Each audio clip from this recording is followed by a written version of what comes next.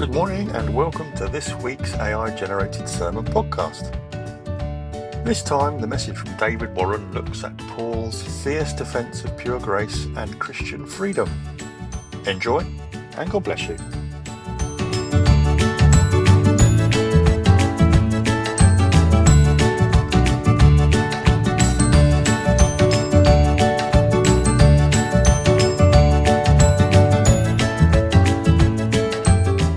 Okay, let's get into it. Today, we are digging into Galatians chapter 1. And this isn't just, a dry doctrinal outline. No, not at all. It's really Paul's fierce personal defense. He's defending the true gospel and his own authority against some early critics. Critics who are trying to twist the message, right? Exactly. So our mission for you listening is to really get the difference between that core gospel truth, Paul laid down justification by grace, and how it started getting diluted, right away. And people often call Galatians the Magna Carta of Christian freedom. Yeah, that's a common reference. It really highlights Paul's message about freedom from the old law, from those rituals and restrictions. Something interesting about Galatians, context-wise. Yeah. It wasn't written to just one city, like Philippi or Corinth. Right, that's unusual. He wrote it to an entire area, Galatia. So several churches, Iconium, Lystra, Derbe. And it was likely his first letter, too, around 50 AD. That's what most scholars think, yeah. Probably penned right around the time of the Council of Jerusalem when these theological debates were just really heating up. And those debates were intense because Paul himself was under attack. Oh, definitely. From this group, we often call the Judaizers, they hit him on three main points. Okay, what were they? Well, first, his apostleship. Was he really an apostle? He wasn't one of the original 12, hadn't walked with Jesus physically in the same way. So did he even see the risen Christ? That kind of question. Exactly. Then his motives. Why the sudden switch from persecutor to preacher? Was it some kind of, power play? And the third. Why did he seem to reject his Jewish roots, telling Gentiles they didn't need to follow the Jewish law?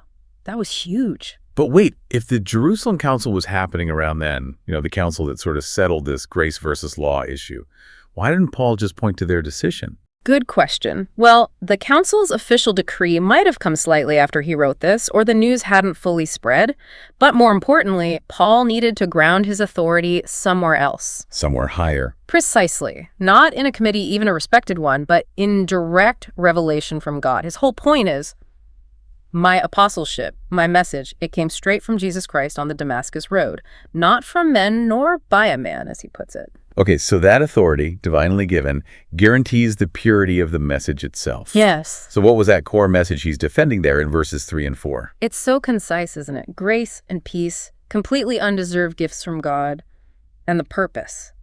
To rescue us. Rescue us from what, exactly? The present evil age. Yeah, and in Paul's world, that phrase, present evil age, wasn't just bad stuff happening. It meant the whole system dominated by sin, death, and the demands of the law before Christ's new age fully breaks in. Right.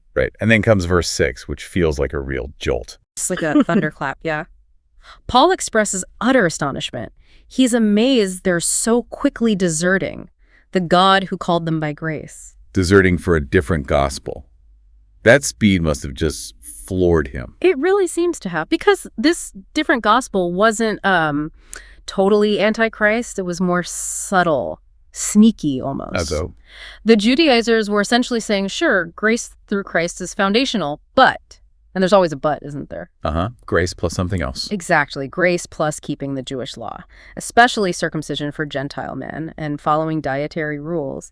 They were trying to bolt the old restrictions back onto this new freedom in Christ. So using that analogy from the source material, it's like they were building a different structure on the same foundation. Perfect analogy. Paul laid the foundation, Christ alone. These guys came along, claimed they were the real authorities, and started adding extra rooms, extra requirements, basically constructing a gospel that suited them better, bringing back those chains. Which boils down to Paul's core point. There's only one true gospel, and it's about pure grace. It sets people free. Anything else is not it. And that forces us to think about application, doesn't it? This constant tension Paul highlights later. Are you trying to be a servant of Christ or a pleaser of people? That's a tough one. It is. There's that story about Charles Spurgeon, the preacher. Apparently before a service, someone told him a very famous important person was in the crowd, maybe hinting he should tone it down a bit. Oh, what did he do? Spurgeon basically said, then my master is here too, and refused to change a word. His priority was pleasing God, not the important person in the pews. Wow. That really nails the tension, because the gift of the gospel is freedom, it's peace, but keeping it pure means holding firm to what was actually revealed. Adding any human requirement, any cultural checkbox beyond simple faith in Christ, well, that's building that different building Paul warned about. And think about the cost for Paul. He eventually died in Rome, tradition tells us, because he wouldn't compromise this message. The stakes were incredibly high for him. So, the final thought for you listening. What subtle compromises might we be tempted by today?